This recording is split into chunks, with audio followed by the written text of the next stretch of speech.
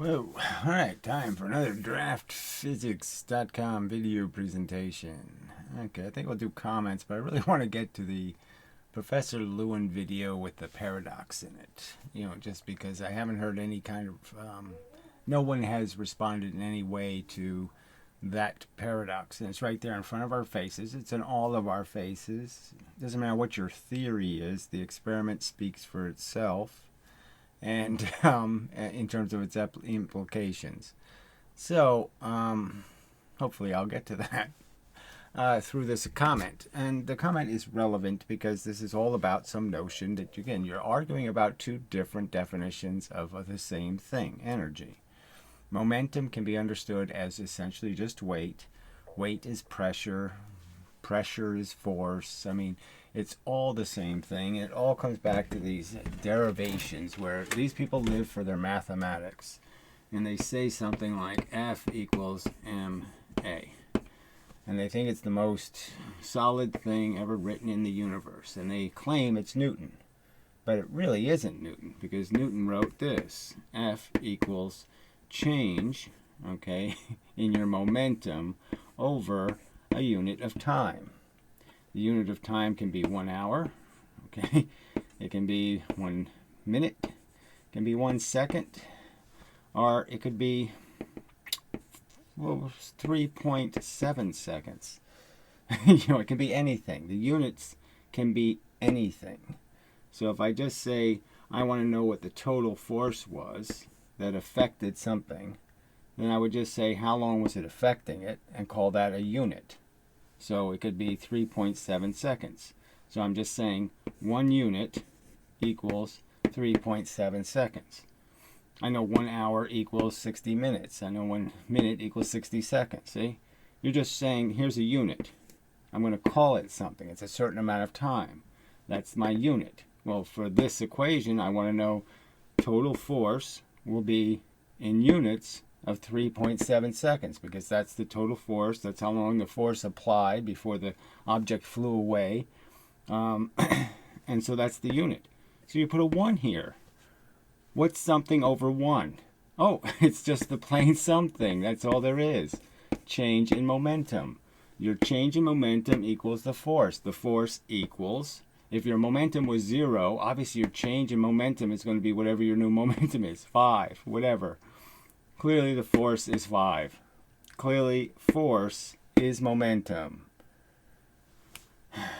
Now, that's the simple reduction. That's the simple mathematical reduction of what Newton is saying. Newton is just providing you the opportunity. See, because gravity is a constant force, that's what he was mostly talking about.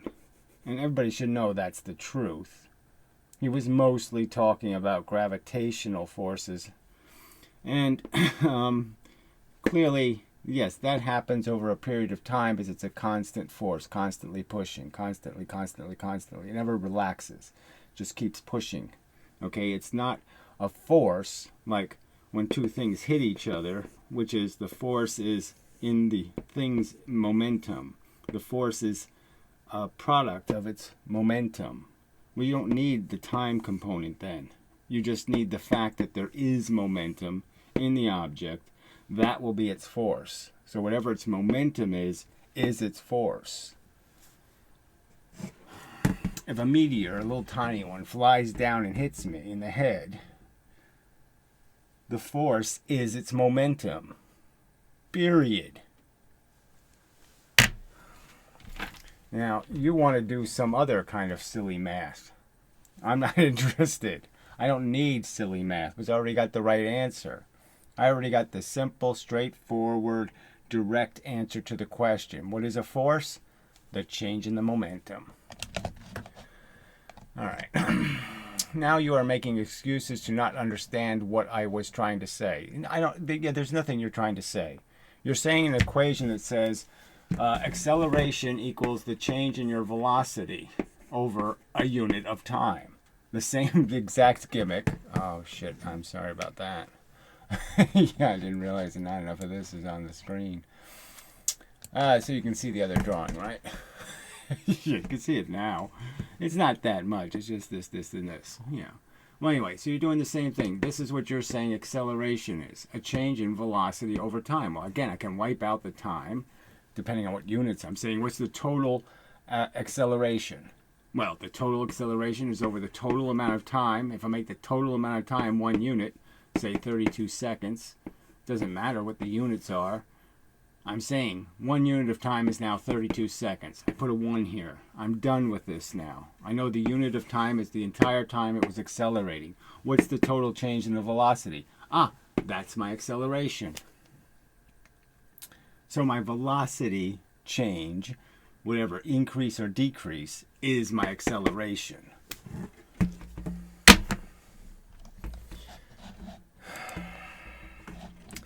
Or you are playing willfully blind. So whatever these accusations are. No, I'm not willfully pretending to be totally and completely unconvinced, okay, that your game playing with these numbers means anything. That you're trying to make acceleration some kind of special new thing, okay, besides exactly what it has to be, which is manipulation of velocity. Because we really can't manipulate mass, right? The only way you can not change something's velocity and change its mass is have something magically catch up to it. So it has to be going faster than it is, and then magically go the same speed. I mean, otherwise you're always going to get a change in your velocity. It always affects velocity, the change in your momentum. All right, anyway, because you don't want to accept it. Accept what? Accept that you're going to turn something as simple as F equals ma, okay, or more specifically, F equals a change in your momentum, the force is your momentum, into 1/2 mv squared, which it doesn't happen. It doesn't convert into that rationally. All right. Or maybe you don't understand, or wasn't clear enough, or maybe you don't understand, or I wasn't clear enough. Clear about what? You're not solving the paradox created, okay? You're not explaining how kinetic energy and momentum coexist happily, that having two theories will get you to land on the moon, because the two theories won't. One of them will work and one of them will fail.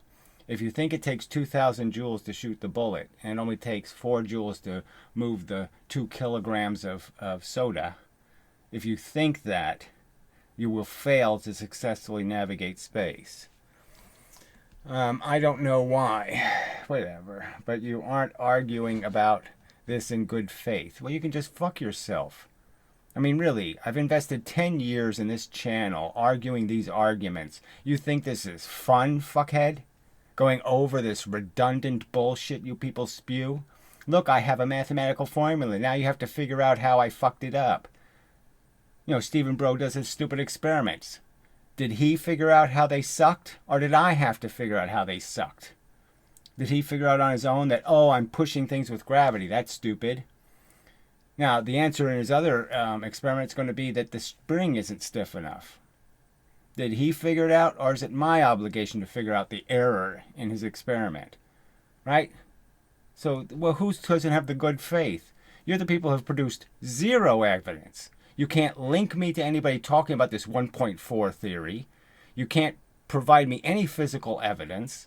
You have no professors on your side, essentially, zero. Not one. And you're saying I'm doing something in bad faith. Yeah, fuck you. Just calling me names doesn't do a lot. What name did I call you? Jerk? Yeah, well, you're acting like a jerk. Okay, velocity and acceleration are different things. Says you. Okay? Go ahead. You know, believe in your God. Whatever this bullshit is. The Holy Ghost is different than Jesus. Jesus wore sandals. The Holy Ghost doesn't have feet. What? It's baby talk. And acceleration is a change in velocity. Yeah, so it's got to be made out of velocity, doesn't it? Yeah, okay. Which is pretty much what you said, right? Yeah. So you agree that they are different things. I agree that a change in velocity is different than velocity. That a change in speed is different than speed. No, I don't believe that. If they are different things, why conflate them to mean the same thing? I never said they were the same thing. I said they're made of the same thing. Do you understand the distinction, shithead? There's nothing special about acceleration except acceleration is a change. Otherwise, it's just velocity, changing. Can you understand? It's the same thing. It's just in the process of becoming bigger or smaller. But it's the same thing. When they aren't the same thing. So he keeps doing this bullshit. Because that is what you are doing. You are taking them to mean the same thing. Bullshit. I'm taking them to mean exactly what it means. The higher velocity has a higher capacity to exchange velocity. Low velocities have less capacity to exchange velocity. Kind of obvious. It's an amount of something. And that amount times your mass equals a volume of energy. Okay, and you think this means we can get energy from nothing. I don't ever believe that. So again, this is just more lies. What the fuck is that crap? Where did I say I believe you can get energy from nothing? Where did I ever say that? I'm saying overtly it's a paradox, jackass. And it's your fucking theory, the one you're defending, that creates the paradox, jackass. Oh, Christ. Pretty much. Or, well, as far as I can understand what it is that you mean. So again, nobody could interpret my videos as saying, I think it makes sense that the universe creates free energy and perpetual motion. Where? Or even an increase in momentum. I've started this video pointing out how, hey, there's the Professor Lewin experiment. We've got to figure out what the fuck's going on, because guess what? It can't be true, right? It just can't be true, because if it were true, somebody would create a perpetual motion machine. Easy. What they would create is perpetual energy, but even at minimum, they could create perpetual motion. All right. But since acceleration and velocity are different, even though they are connected, you shouldn't conflate them with each other. Again, I never conflated them with each other. I never said velocity and acceleration are completely and identical things. I never said that. I just said that acceleration is just a state of your velocity. If your velocity is declining, then you have negative acceleration. If your velocity is increased, then you have positive acceleration. It doesn't mean anything. It just means an increase in your velocity, which means an increase in your momentum. And we call that energy. We call it energy when you have the capacity to move something, to change something's movement, to change something's momentum. We call that energy. When you have a vector that's in conflict with some other vector in the universe, the two will have to mix. That's energy. Energy is difference. Combining differences is energy. Fuck you. I don't understand the anger and animosity. Oh, you don't understand the context of this channel at all? Right? I'm being called a pseudoscientist, a science denier, a math hater, all of this bullshit rhetoric, because I'm asking you to produce a stitch of evidence for a 300-year-old theory. You have a 300-year-old claim. There's kinetic energy, the square of the velocity. Squaring the velocity makes sense to you. It makes zero sense to me, and you're saying I should believe it because you say so. Not because you could demonstrate any reasoning that makes it make any sense. And all you do is play little mathematical games instead of showing something called evidence. Physical, real evidence. If it happens in the universe, why can't you show me it happening? And you don't even have enough honesty to say you don't believe in Newton's third law. Because kind of obviously you don't think a gun is sending the same energy this way as it sends this way. So you people are just such frauds. Oh, you can't violate Newton's third law, except in every circumstance. Because every circumstance, by your physics, the same energy doesn't go both ways. I haven't called you names or anything. You're just part of the same bullshit, the same nitpicky, let's obsess about mathematics rather than show actual physical experiments demonstrating that any of your crap is true. Okay. All I have done is say things you apparently disagree with. Yes, and I've disagreed with them pretty much, fuckhead, and I've given you reasons why I disagree with them, and you're calling that somehow not an argument. Well, I hate to clue you in, but that's exactly what these are. These are arguments against your bullshit. I have provided the counter theory. You don't wish to point out how the counter theory is wrong, and I'm going to say to you, to me it makes about as much more sense than your theory as free energy. I mean, it's so far ahead of your bullshit. You are also saying a lot of things that I disagree with, but I don't treat you disrespectfully or call you names because of it. Yes, you do. You insult my fucking intelligence. Sitting there pretending you need to instruct me. Mr. Pretentious needs to show up and give me instruction because I don't understand. You don't think that's an insult, fuckface? You have no right to presume yourself one iota more intelligent than me or more knowledgeable than me, and especially on this fucking subject. Where did you prove that you've seen more experiments, watched more things crashing into each other, analyzed more? Where's your evidence that you've done any research at all into the kinetic energy formula? Did you ever read any of what Leibniz said? Did you read anything that the French woman said or any of the other people who advocated for this bullshit? No. Yet you know the truth and you have to inform me of where I'm misunderstanding. Fuck you. Okay. Shit, I wasn't disrespectful. Shove your bullshit up your ass. You weren't disrespectful. Anyway, if you don't like the way I said it, fine. Yeah, I don't like the way you fucking said it. Okay, you didn't disagree respectfully. You disagreed as a patronizing puke. Okay, but it doesn't change the fact that the velocity and acceleration are two different things. As you didn't prove, you didn't demonstrate in any way how it makes any sense to think acceleration is some sort of special event. It's not a special event. It's just a reduction or an increase in your distance you travel per unit of time. That's all it is. The distance you're traveling per unit of time has changed.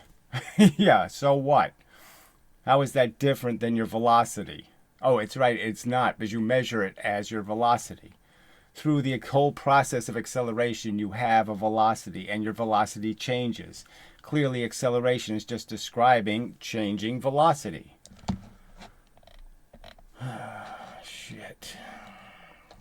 Alright, so JPG guy says, well, let's try to get to the heart of the misunderstanding. So again, there's no misunderstanding. They're advocates for a fairy tale for which they have zero evidence and which is convoluted mathematical crap. Okay, circular, contrived mathematical crap. Okay, work equals force times distance. Bullshit.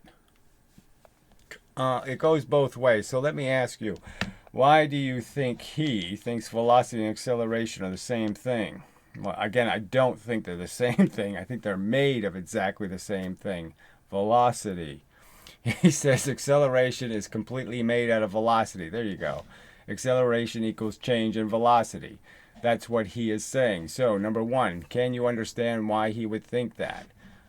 Number two, can you explain why he is wrong? Yes, why am I wrong to realize the simple fact that all you're doing is changing the velocity? You're not. Nothing special is happening. Acceleration isn't special beyond the fact that your velocity is changing. And why is it changing? It's because something is pushing on you. That's the only way it can change. All right. I asked you these questions in good faith. You know, this good faith word is used way too much. So this moron, whatever. Why do you think he thinks velocity and acceleration are the same thing? Because as one can plainly see, he gives zero fucks about respecting definitions. So again, what's the definition that I disrespected? The definition that you say F equals ma and a equals 1/2 mv squared. Yeah, no it doesn't. And rigor, instead of defers to his own preferred preconceptions. They aren't preconceptions, they're acquired through extensive research understandings. There's your answer. Well, that's not an answer to anything. That doesn't answer any of the questions. It doesn't show us a video of kinetic energy being collected. It doesn't show anything. Show me the 10-ton train making less energy, lighting less light bulbs than the 5-ton train going twice as fast. Show me. Until then, your theory is crap. Made up crap. Okay, acceleration is completely made out of velocity. That's in quotes. This is just about the most meaningless mush. Oh, so it doesn't mean anything to point out the obvious, that acceleration doesn't exist as a concept unless you're measuring a velocity. Oh, I could imagine. Well, clearly your imagination is suspect. You can't even come up with a fucking name for your dopey channel, retard. Obviously you don't have much of an imagination. No icon either. Yeah. Acceleration is not made out of anything. It's magical because it's a quantity described an object's motion. Well, it clearly isn't. It's clearly not a quantity until it's spread on mass. So without the mass, there is no significance. The mass is the thing that has to have the velocity. It has to be a collection or a unit of mass that has the velocity. The velocity has no meaning without the mass.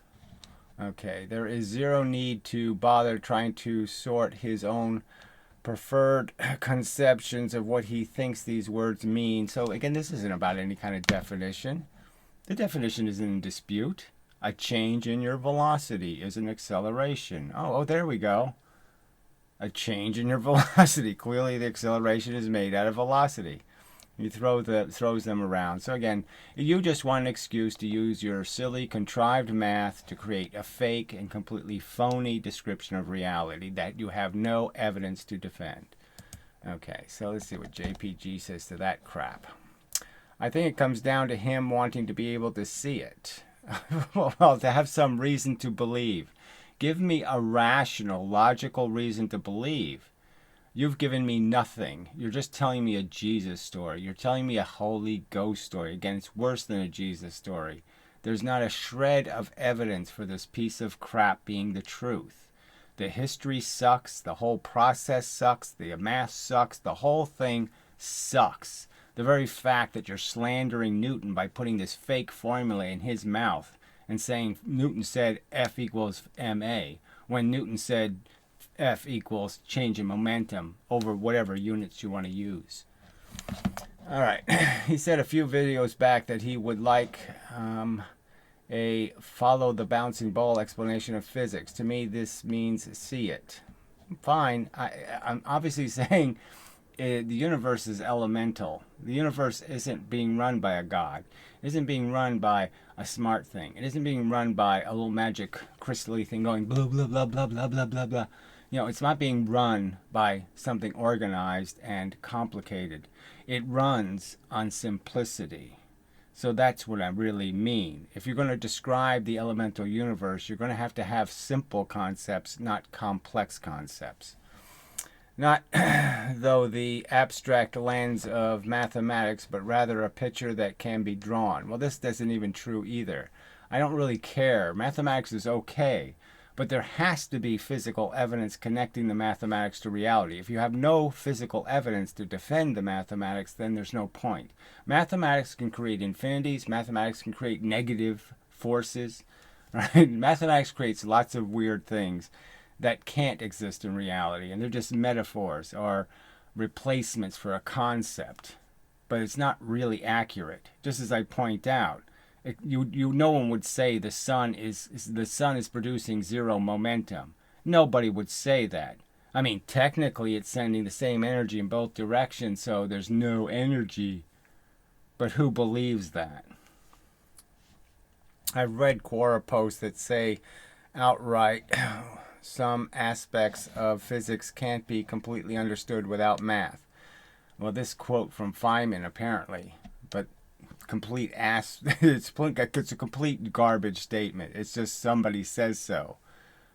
There's nothing in the elemental universe that's going to be any more complicated than, you know, material object A banged into material object B and exchanged its momentum, some portion of its momentum. And that's all the universe is going to be made out of. Draft disagrees with that. Here's what he believes. Acceleration is completely made out of velocity, acceleration, change in velocity, and he says momentum equals change in total volume. The total volume is your momentum. So you could go a little further than saying momentum equals change in total volume. That is change in mass times velocity. Mass is how many electrons do you have and how fast are they moving. Yes, that's all there is. And what he says at 29. So he did leave this link to this time code. Actually, it's probably a really perfect 3 minutes or whatever of me saying. I mean, it's a perfect description of what I'm trying to say. It's really quite well said. So I see why he time coded it, because really it's quite a good little statement. Anyway, so then Victoria says they just want to prove that Emendum is wrong. Yes, quite obviously they just want to give the impression that Emendum is wrong. They can't prove it, so that's out of their reach. But they can make these, they can imply things, okay? But that's the best they can do. So they have now implied that because Stephen Bro did an experiment no one ever did in the history of mankind, okay, it's never been documented as an actual experiment that actually this is the result.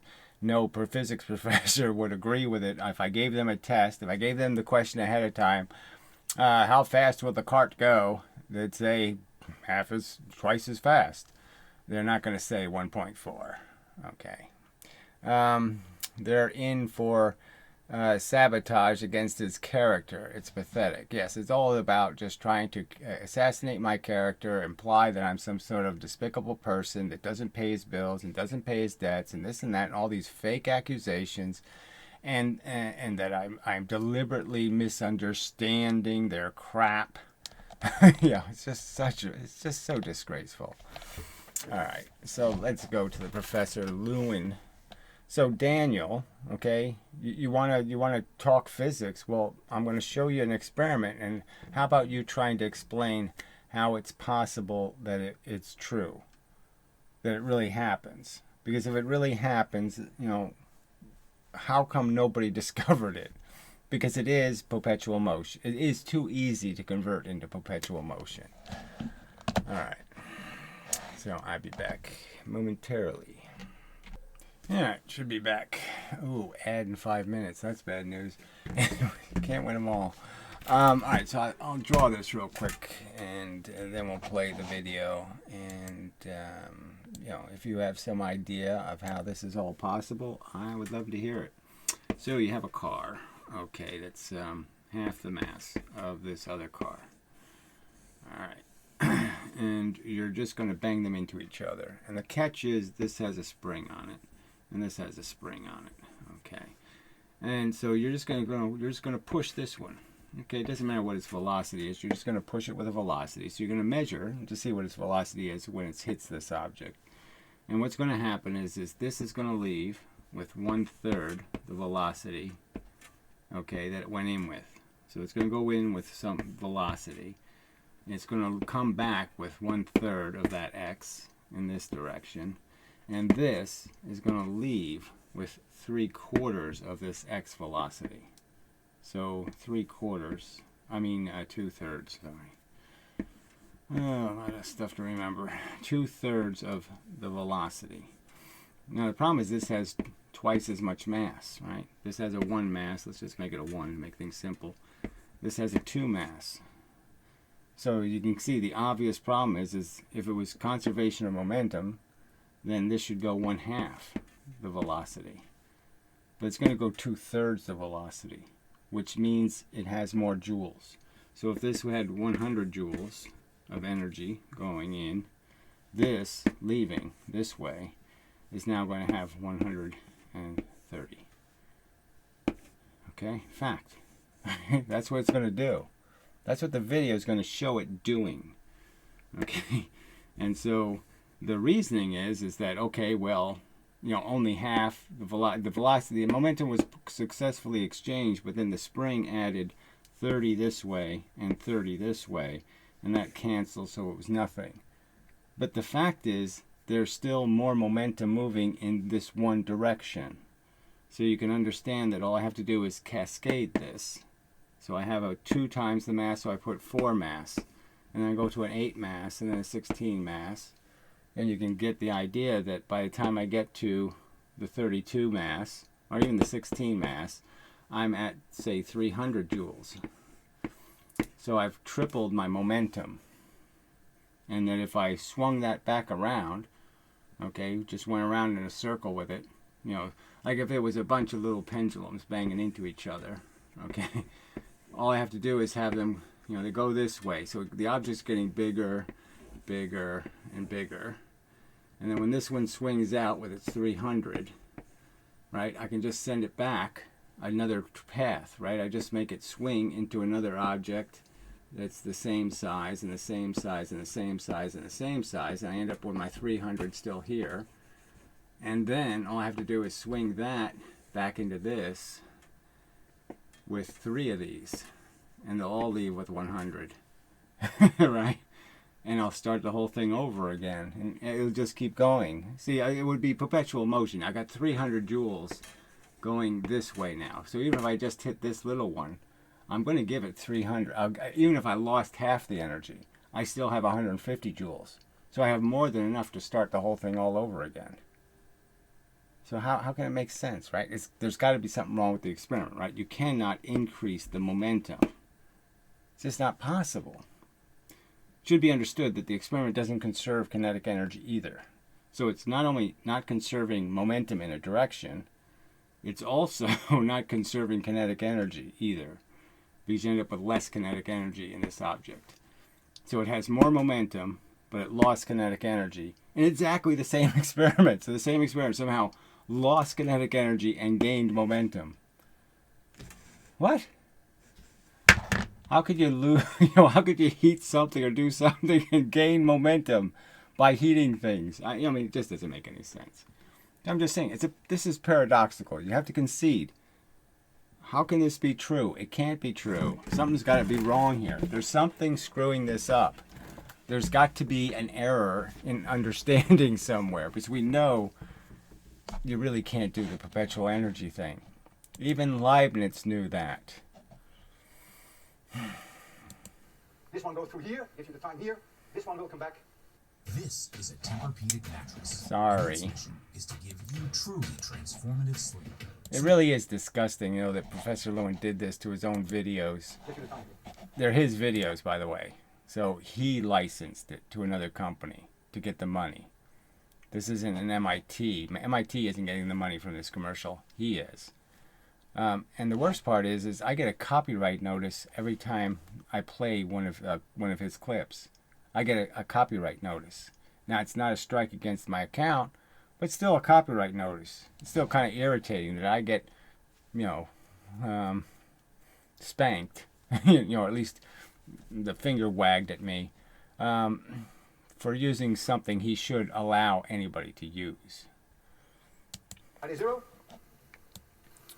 Okay. Okay, so he's going to push the half as light cart, right? So it's a 1 mass cart and a 2 mass cart. They both have springs on it. He only put the springs on, he says, to make them more kinetic. He didn't say more, he said kinetic. He said it's hard to make things kinetic. Well, they're made out of aluminum. Aluminum's pretty frickin' kinetic. I mean, pretty frickin' elastic. So he put the springs on, he says, to make them elastic. Well, they're supposed to already be elastic because they're solid metal. So it shouldn't be a problem. So my argument is the springs are what's fucking this up. But even saying the words, the springs are fucking this up, doesn't explain the paradox. So there's something else here. There's some reason why this just can't be true. You ready? Yeah. There we go. It just shows how subtle these experiments are, how, you really do have to, be very careful that you're not fooled. All right, so the initial velocity, that is when he threw the thing, that's 123. So the lower the number, the faster it's going. The 186 is the motion of the 2 mass thing. Okay, so that's clearly not moving half as fast. It's not going 246. It's only going 186. So it's going much faster than the 246 it's supposed to be going. It's supposed to be going twice as slow. That would be conservation of momentum. So clearly, momentum not conserved. Clearly we have extra momentum. We got extra velocity somehow got into this thing. It shouldn't be able to push all that matter. This little thing shouldn't have been able to push that. All right, and then the return speed is the 1/3 number. That's where it's going back at 1/3 the velocity. So that's why it's such a big number, because it's much slower.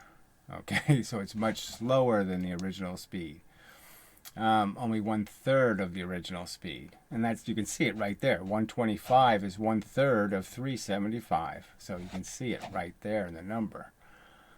So there's just no way to not say on appearances, just on appearances. He just did the experiment right in front of our faces, and the numbers are sitting there looking at you saying, that's free energy. I just went from 100 joules of energy in. I didn't put anything else in. The rest of the objects are just static springs. They're not loaded springs. They're not special springs. So why the hell, where did this extra energy come from? Where did this extra momentum come from? How can I make free momentum? And it made real free momentum. You know, if it was 100 joules going in, there's 30 free ones. I got 30 extra ones out. So I say there has to be something wrong, because one of those free energy kooks would have made a machine by now just taking advantage of this free energy. Just by making light thing hit heavy thing, and then heavy thing hit heavier thing, and then heavier thing hit heavier thing, and just keep growing the amount of free energy. The 1/3, 1/3, 1/3 added each time. Okay. So if somebody has an explanation, I'd love to hear it, because I don't have one yet. Okay, I know it has to do with these damn springs. My theory sort of is that when you're moving the spring, that's like the spring essentially takes on the mass of the object the spring is attached to. So if the spring is attached to a mass, then the spring ends up having the mass, the weight of the spring ends up being the weight of the object. And so now the spring has a much higher, it has its own momentum. So now that little spring has a really large momentum, because it's attached to a heavy object, a heavier object than it is. The object's obviously heavier than the spring is, and the spring has increased its mass by being attached to it. And again, but it really doesn't explain why it's not free energy. It only explains why we have extra energy, is because now the spring thinks its mass is much bigger than it is. So it's almost like taking the cart and making the cart bigger, because the spring is taking on the mass of the object that's moving. It thinks it has the same momentum as the cart, because it's sharing its mass. Or else it's just he cheated. You know, there's nothing else, right?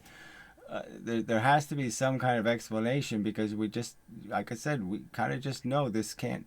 Just imagine if we had the money, we could make a long enough air track, and we could just do this. You know, 1 mass, then 2 mass, then 4 mass, then 8 mass, then 16 mass.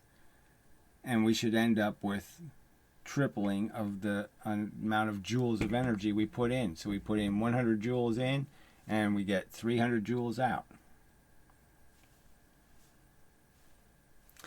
What's the catch?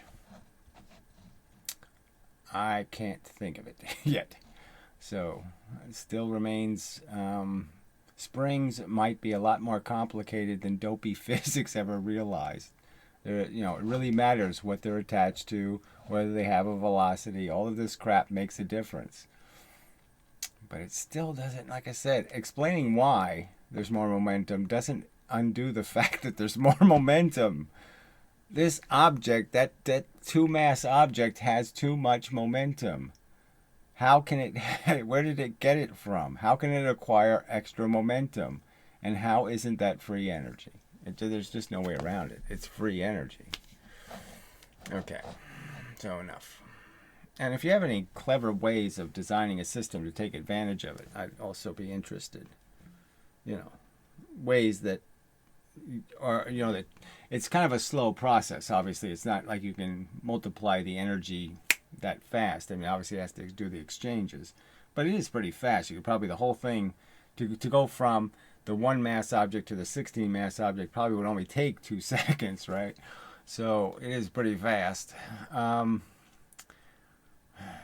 just can't see why it wouldn't be used in every circumstance to increase energy. Like you have a certain kilowatts of electricity, and you could just convert this into a flywheel, and then a flywheel to a hammer, and then the hammer, you know, just hits progressively larger hammers with springs on them, and you end up with another flywheel, and you end up with 3 times the energy, you know, 3 times the electricity. Anyway. In a rare case, comments welcome on the subject. How is it not a paradox? How does it not create free energy? How does it not create perpetual motion? Okay. And why is it happening? Where's the extra 30 joules coming from? Because the 30 going in the opposite direction really just doesn't have anything to do with the fact that you've got 30 extra going this way. You just can't fix the extra 30 going the same way as the object you threw. And that's the problem. Saying there's a 30 going there, who cares? The 30 going this way can't affect the 30 extra that went this way, that now gives the object more momentum. And that's the part you can't get rid of. The fact that there's a recoil doesn't fix the fact that I could make a perpetual motion out of this system, because I'm still gaining momentum in one direction. All right. That's probably enough said on that. All right. So, like I said, so the Stephen Bro experiment, I think the key is the spring he used can't accelerate fast enough. It's too weak a spring. He needed to use a stiffer spring. So in another Professor Lewin video, he actually says this. He says, you know, he's comparing pendulums, gravity pendulums, to spring pendulums. And the distinction is that for gravity pendulums, the only thing that matters, the mass doesn't matter to the period. The only thing that matters is the length, the radius of the swing, the arc of the swing. So the arc of the swing controls the period. And for the spring, other shit doesn't matter except the mass. So it doesn't matter what the velocity is. It doesn't matter what anything else is. It just matters what the mass is. The mass controls. It's about the velocity that the spring can produce. So anyway, in that conversation, he basically pointed out that it's the stiffness of the spring. The stiffer the spring, the faster the velocity. It reacts with a faster velocity.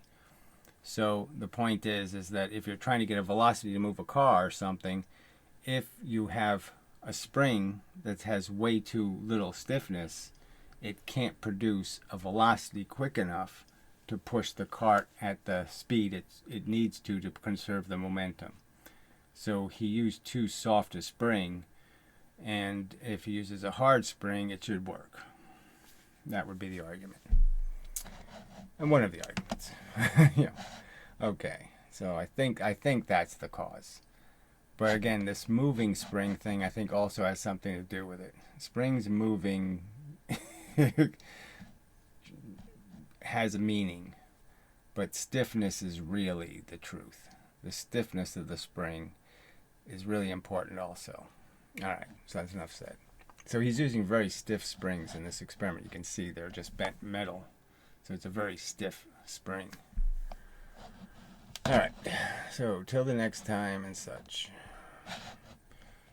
Yeah, I don't think there's any other way to point it out that there's... It's even if you don't believe in momentum, you really have to understand that making extra momentum for free just can't logically happen. You know, it just doesn't make any sense. All right. You can't put 100 in and get 130 out. Just can't do that. It's against the rules, really. All right, what am I looking for? Doesn't matter. Okay, so enough of a video. So yeah, I still haven't gotten any of the other comments on the Brosy videos. Like I said, I'm sure they're just crap, but you know, there might be something in there that's, you know, worth commenting on, but it's probably just crap. But anyway, I'll get to it when I get to it, I guess. And such. So, till the next time. And such. This has been a DraftPhysics.com video presentation.